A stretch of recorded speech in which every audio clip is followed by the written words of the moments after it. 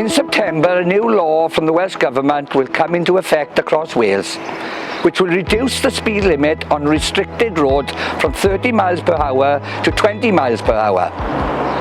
This means that if you're driving on a road with street lighting and no speed limit signs, the speed limit will now be 20 miles per hour.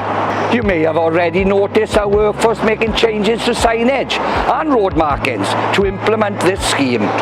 All these works are being funded directly by Welsh Government and will not be a burden on our council budget.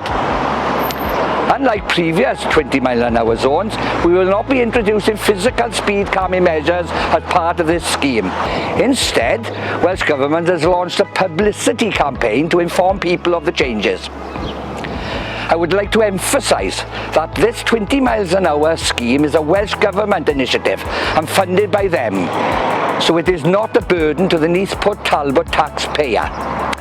So, if you want to find out more about the speed limit changes and why the Welsh Government is bringing this scheme into effect, I encourage you to visit their website at www.gov.wales.